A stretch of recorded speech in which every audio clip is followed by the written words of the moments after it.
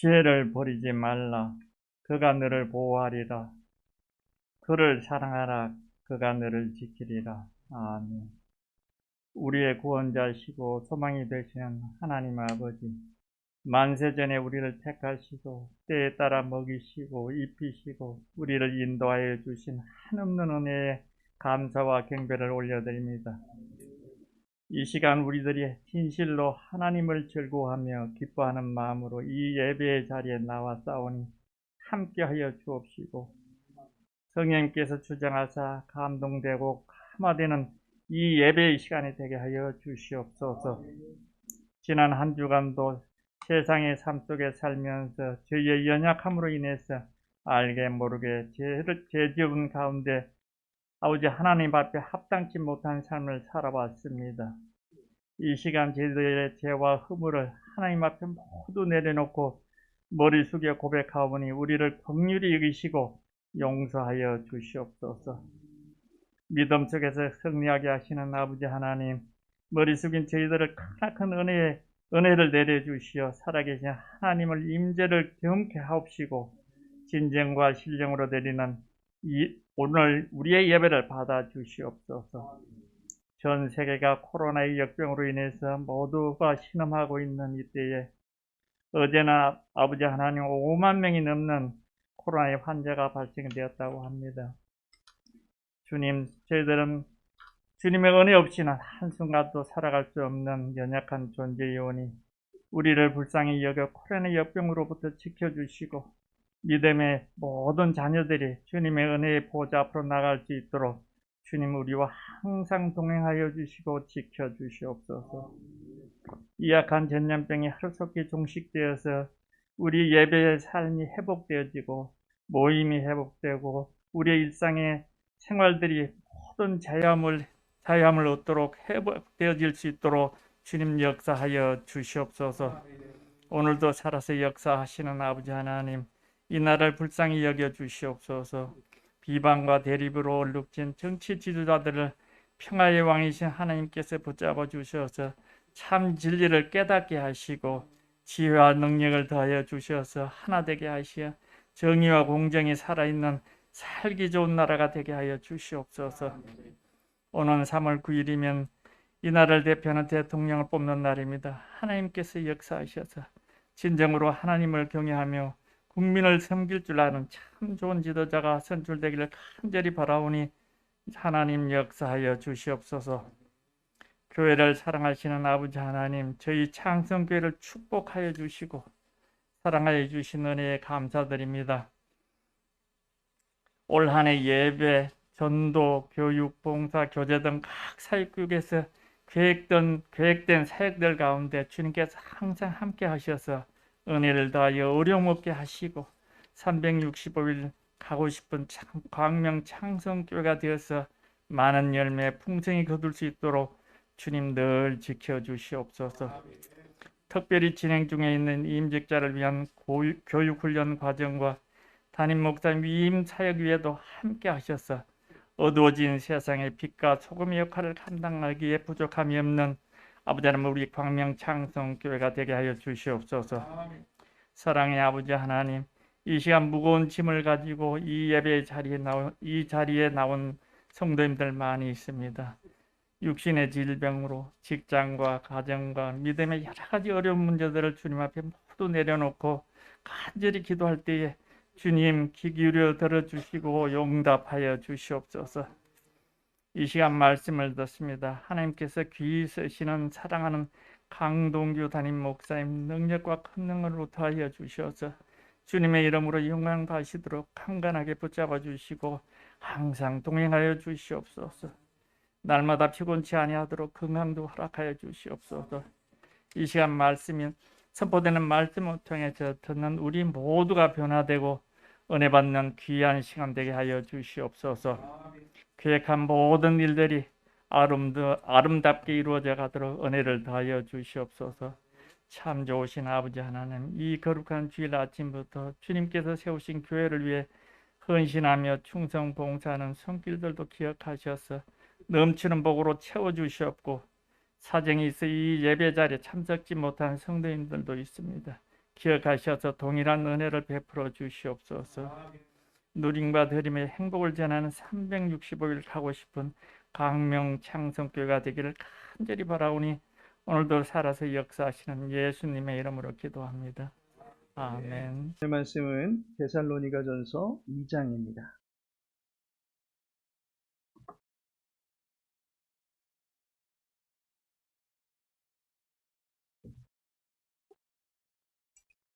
데살로니가전서 2장 13절에서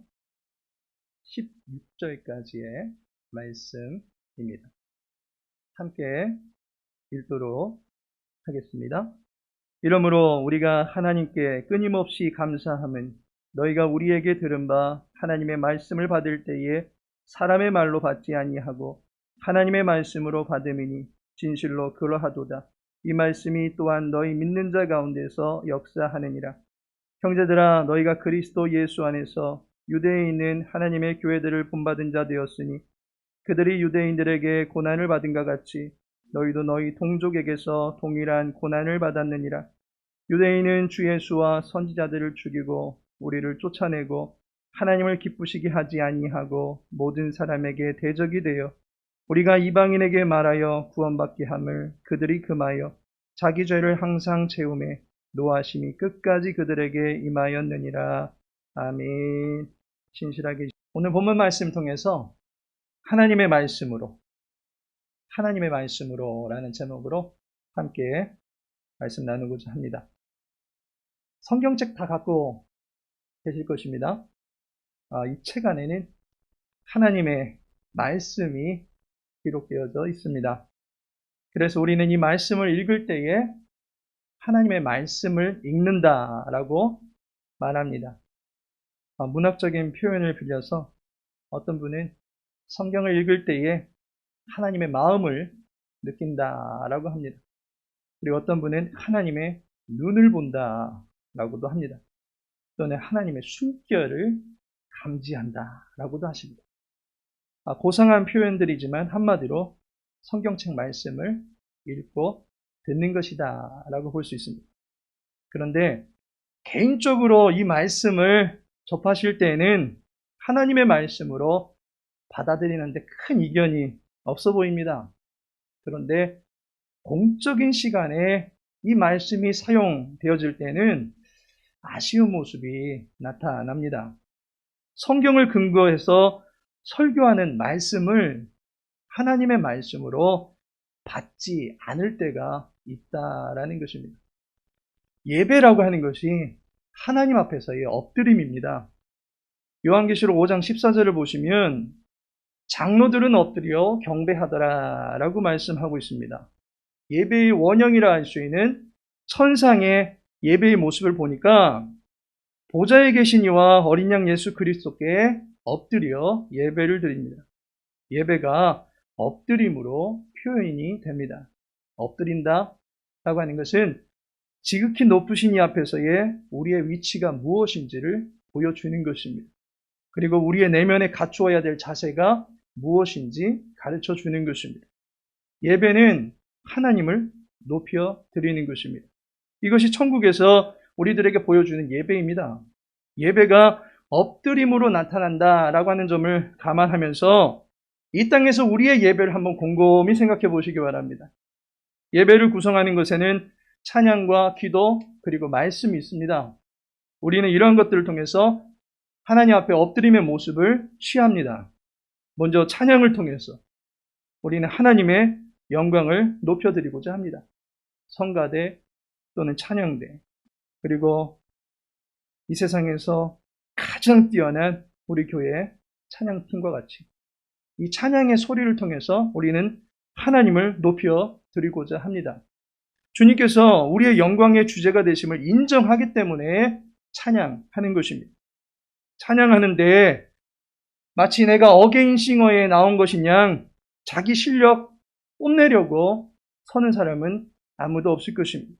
자칫 하나님의 영광을 도적질하지는 않을까 싶은 마음에 스스로 자신의 마음을 정비하려고 하고 오직 주님께 영광이다 라고 하는 슬로건을 외치면서 겸손히 찬양합니다. 오로지 주님만 높임 받기를 원하면서 마음으로의 엎드림을 추구합니다. 기도는 어떻습니까? 기도를 통해서 우리는 하나님의 도우심을 간절히 간구합니다. 특별히 예배의 처음과 끝을 하나님께 의탁하고 교회와 지역과 나라와 세계를 위한 모든 부분에 여호와의 은혜가 펼쳐지게 되기를 믿음으로 간구합니다. 공예배에서 대표 기도를 하게 되면 우리는 그분과 함께 아멘 하면서 기도에 동의하기도 하십니다. 기도를 들으시고 역사를 베푸시는 분이 하나님이심을 우리 다 함께 믿음으로 고백하면서 무릎을 꿇거나 엎드려 함께 기도하는 것입니다. 분명히 찬양과 기도를 통해서 하나님 앞에서의 엎드림의 자세를 갖추고 있다라고 볼 수 있습니다. 그런데 예배 때 유독 하나님의 말씀이라고 할 수 있는 말씀 선포만큼은 하나님 앞에 엎드리지 못하는 경우가 참 많이 발생합니다. 분명 성경 66권 가운데 본문을 정해놓고서 하나님의 말씀을 전한다라고 합니다. 그런데 이 말씀을 들고서 전하는 목회자의 말씀을 어떻게 생각하곤 하십니까? 하나님의 말씀이기도 하고 또는 하나님의 말씀이 아니기도 하다라고 생각이 들지는 않으십니까? 뉴스, 시사, 영화, 유머 등을 말할 때는 하나님의 말씀이 아니고 성경에 있는 말씀을 성경책 이곳저곳을 찾아가면서 말씀드리면 하나님의 말씀이 되는 것입니까? 더욱이 어떤 경우에는 그 말씀을 앉아서 심사하시는 분들도 계신 것을 보게 됩니다. 이것을 결코 말씀 앞에서의 엎드림이다라고 볼 수는 없는 것입니다. 우리는 우리의 삶이 예배가 되어야 된다라고 말합니다. 그것은 하나님의 말씀에 순종하는 삶이 우리의 일상에서까지 드러나기를 바라는 자세일 것입니다. 공예배를 뛰어넘어서 삶 속에서도 하나님께 집중하고 하나님과 동행하고자 하는 거룩한 바람이 순종을 통해서 나타나게 되는 것입니다. 그런데 공예배에서 하나님의 말씀에 대해서 건강하지 못한 자세로 임하면서 일상에서는 그 말씀에 대한 순종이 나타나기를 바란다 라고 하는 것은 분명히 모순이 되는 것입니다. 따라서 이 시간에는 설교 시간을 통해서 듣게 되는 말씀에 대해서 우리가 취해야 될 올바른 자세를 알아보고자 합니다. 그리고 이것을 통해서 우리가 얻게 되는 유익이 무엇인지 본문을 통해서 알아보고자 합니다. 2월달을 시작하면서 우리는 지혜를 버리지 말고 지혜를 사랑하자라는 마음을 다졌습니다. 다시 한번 하나님이 높임을 받으셔야 될 예배 시간에 하나님의 말씀에 대한 우리의 자세를 점검해 봄으로써 지혜에 대한 올바른 자세를 갖출 수 있는 저와 여러분 되기를 예수님의 이름으로 축복합니다. 설교에 대한 올바른 자세가 어떻게 해야 될까요? 예배는 사실 설교만으로 이루어지는 것은 아닙니다. 예배는 찬양과 기도 그리고 말씀 이 세 가지가 조화를 이루는 과정입니다. 이것은 삶으로의 확장에서도 동일하게 나타날 것입니다. 우리는 주 안에서 하나님을 높여드리고 또한 그분의 능력을 구하면서 또 그분의 말씀을 좇아서 살아가는 것이 우리의 범사일 것입니다. 이것이 공예배를 통해서 집약적으로 나타나게 되는 것입니다. 따라서 예배는 설교만 있는 것은 아닙니다. 찬양, 기도, 말씀 세 가지가 있습니다. 그렇다면 이 세 가지가 궁극적으로 무엇을 위하여 있는 것입니까? 하나님을 우리에게 인식시키고 보여주고 의식하게 하는 것입니다. 따라서 우리는 찬양을 통해서 하나님의 권세 앞에 무릎 꿇게 되고 그분을 높여드립니다. 기도를 통해서 하나님의 능력과 자비를 예수님의 이름으로 구할 수 있게 되는 것입니다. 그리고 말씀을 통해서 우리에게 찾아오시고 우리를 교화시켜 주시는 하나님의 다듬어 주심을 경험케 되는 것입니다. 따라서 우리는 예배 중에 있는 설교를 하나님이 찾아오셔서 나를 만나주시고 나에게 들려주시는 하나님의 음성으로 들을 수 있어야만 하는 것입니다. 설교는 읽을 수 있는 성경을 그래서 눈으로 볼 수 있는 성경 말씀을 이제는 들리는 하나님의 말씀으로 취할 수 있게 하는 것입니다. 칼빈은 말씀 선포가 예수 그리스도가 교회를 세워가시는 은혜의 방편이 된다라고 이해하였습니다. 말씀 선포는 현재, 지금, 여기에 임재하시는 그리스도의 함께하심을 드러내는 것이다라고 말하고 있습니다. 따라서 설교를 현재 우리 각 사람들에게 적용케 하셔서 순종으로 이끌어 주시려고 하는 하나님의 말씀으로 이해할 때에 우리는 건강한 신앙생활을 해나갈 수 있게 되는 것입니다. 본문의 말씀을 보시면 너희가 우리에게 들은 바 하나님의 말씀을 받을 때에 사람의 말로 받지 아니하고 하나님의 말씀으로 받음이니 라고 말씀하고 있습니다. 바울 사도가 데살로니가에서 말씀을 전합니다. 사도행전 17장에 보시면 데살로니가에 이른 바울이 유대인의 회당에 찾아가서 3번의 안식일에 걸쳐서 성경을 강론하였다라고 이야기하고 있습니다. 이때에 바울이 전한 말씀에 대하여 2가지의 반응이 나타납니다. 첫 번째 반응이 시기하는 것입니다. 사도행전 17장 5절을 보시면 그러나 유대인들은 시기하여 라고 말하고 있습니다. 회당에서 말씀을 전하고 있던 바울을 보면서 격분했다라고 하는 것입니다. 하나님의 말씀 앞에 자기의 감정을 앞세웠다라고 하는 것입니다. 이것은 말씀을 배척하는 행위다라고 볼 수 있습니다. 바울이 전하는 말을 사람의 말로 받고 논쟁하며 그의 입막음을 하려고 했던 것입니다. 그런데 또 다른 반응이 있습니다. 사도행전 17장 4절에 보니 바울과 실라를 따르나라고 말씀합니다. 하나님의 말씀을 받았으면서 그 말씀을 전하던 바울과 실라를 또한 영접했다라고 이야기하고 있습니다. 하나님의 말씀을 하나님 것으로 받았다라고 하는 것입니다. 따라서 말씀 중에 선포되는 이 설교를 우리는 하나님의 말씀으로 받는 자세가 필요합니다. 데살로니가전서 2장 13절에 나오는 하나님의 말씀으로 받음이니 라는 이 말에서 받음이니 라는 이 단어를 잘 이해하실 필요가 있습니다. 이 단어가 헬라어로 보면 매우 독특한 표현법으로 쓰여져 있는 것을 보게 됩니다. 이 단어가 가지고 있는 성격이 능동과 수동의 2가지 성격 모두를 가지고 있는 단어다라고 하는 것입니다. 다시 말해서 행동은 내가 하고 있는 것 같은데 배후에 그런 행동을 유발케 하는 또 다른 핵심 주체가 있다라고 하는 것입니다. 우리는 이것을 구원에서 동일하게 살펴볼 수가 있습니다.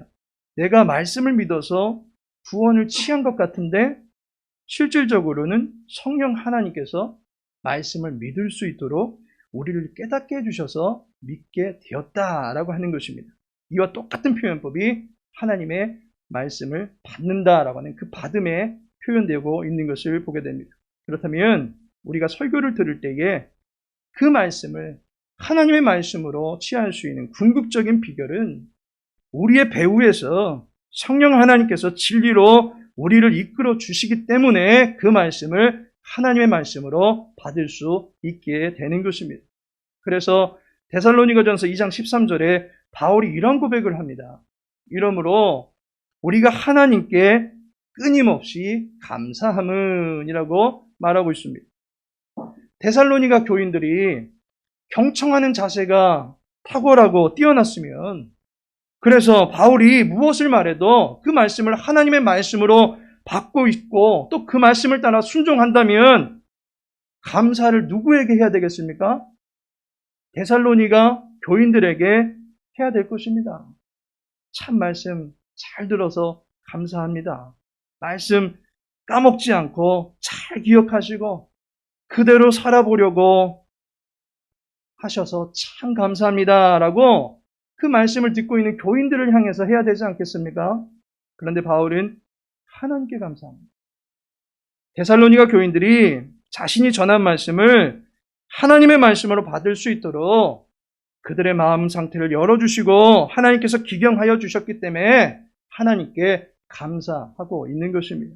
그리고 이 감사를 들을 때에 데살로니가 교인들은 우상의 땅, 어둠의 땅에 있는 우리들에게 진리의 빛을 비춰주셔서 영생을 향한 대표로를 우리들에게 열어주신 하나님께 더불어 함께 감사할 수 있게 되는 것입니다.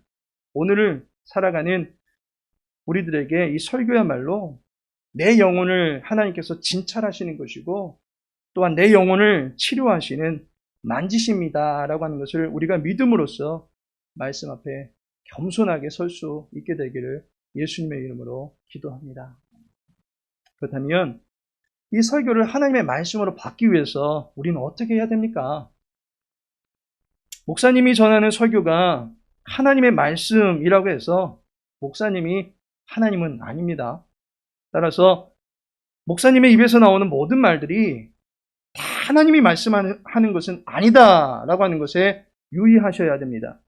이것을 분간을 못하니까 이단 교주가 많은 사람들 앞에 신행세를 하는 것이고 그의 말 한마디면 많은 사람들이 꼼짝없이 따라가게 되는 그야말로 사람의 종들이 많이 나타나게 되는 것입니다. 명확히 말하면 그들은 교주를 따라갈 뿐이지 성도가 아니다라고 말할 수 있습니다. 주여 주여 부른다 할지라도 내가 너를 도무지 알지 못하노라 심판의 말씀을 받을 수밖에 없는 상태가 되는 것입니다. 왜 그렇습니까? 하나님의 말씀과 사람의 말을 분간하지 못하기 때문입니다. 교주의 수하에 있는 무리들은 변을 장이라고 해도 그것을 먹으려고 하듯이 사람의 말인데도 그것이 그저 두려워서 하나님의 말로 착각하여 받게 된다라고 하는 것입니다. 따라서 우리는 설교를 하나님의 말씀으로 받기 위해서 무언가 우리가 제대로 그 말씀을 받기 위한 준비를 해야만 한다라고 하는 것입니다.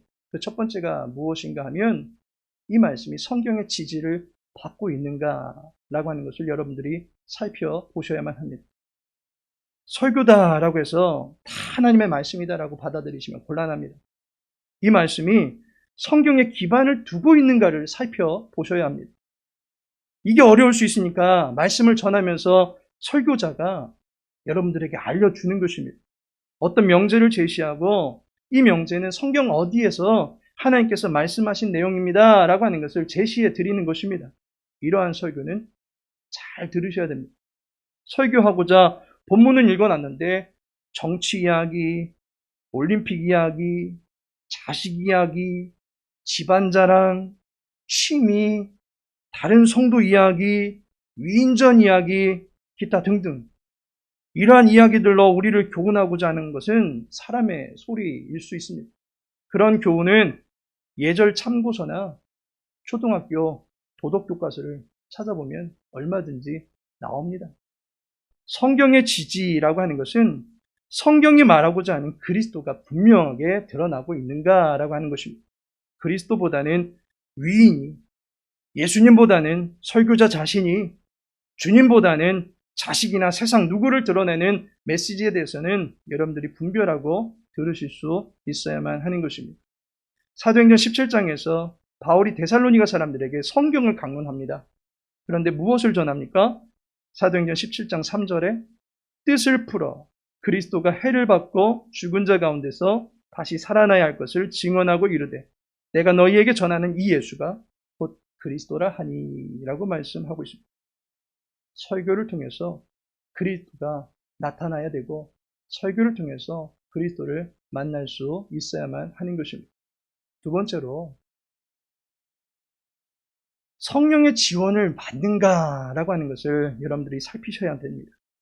이것은 앞서 말했던 데살로니가 교인들이 말씀을 받을 때의 자세를 두고 설명드린 바 있습니다.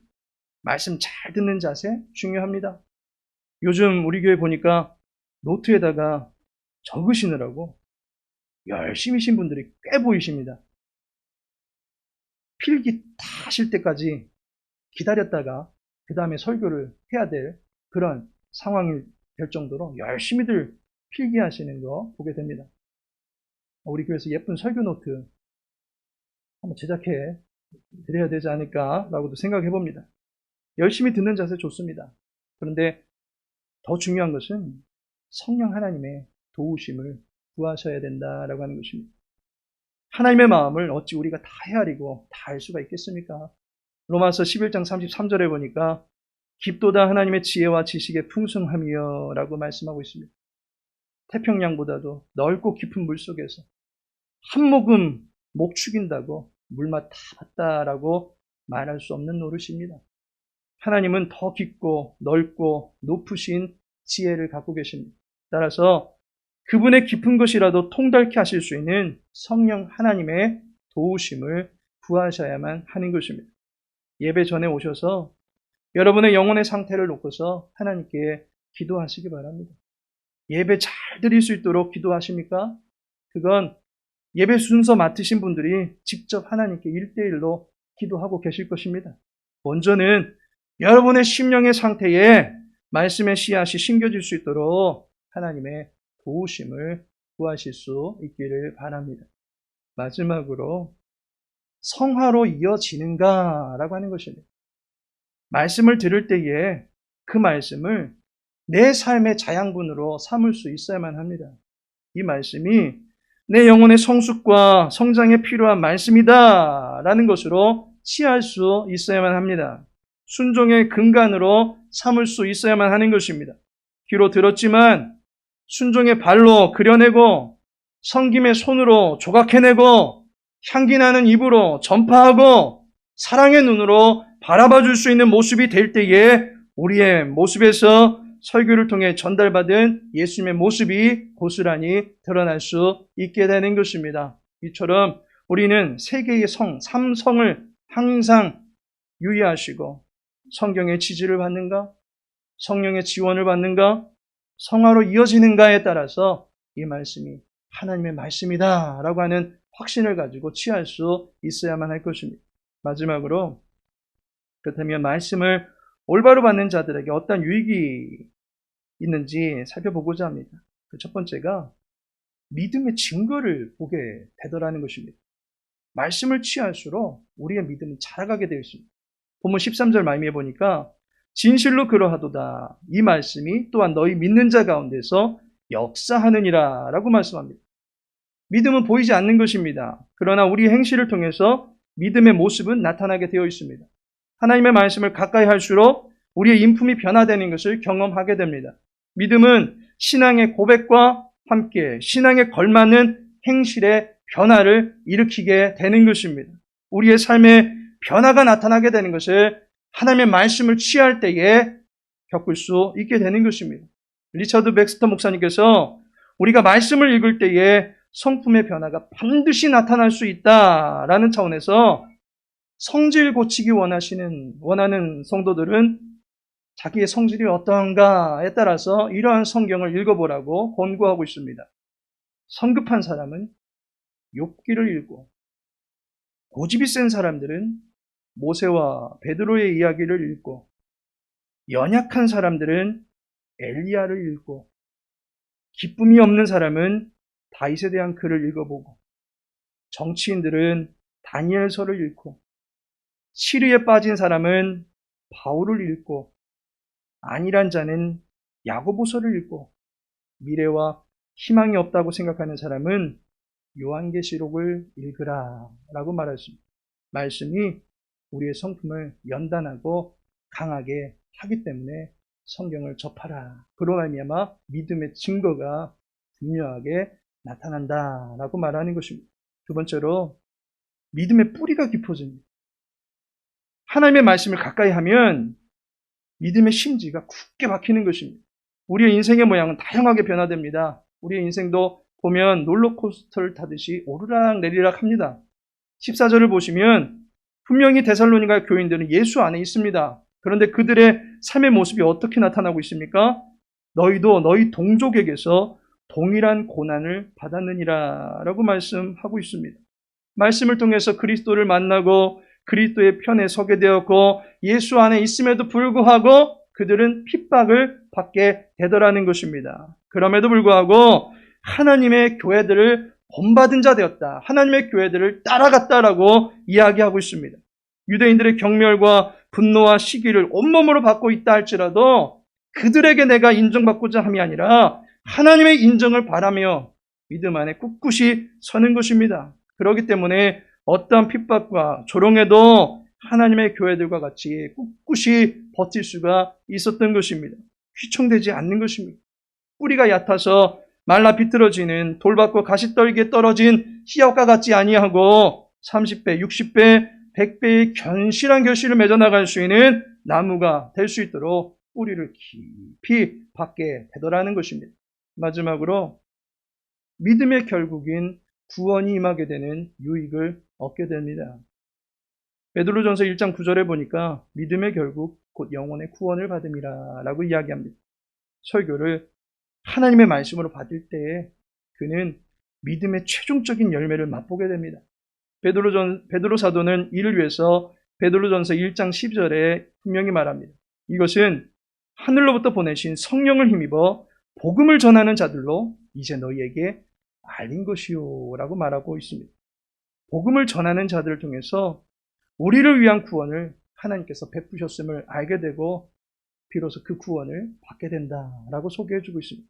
선포되는 하나님의 말씀을 통해서 구원의 능력이 임하게 되는 것입니다.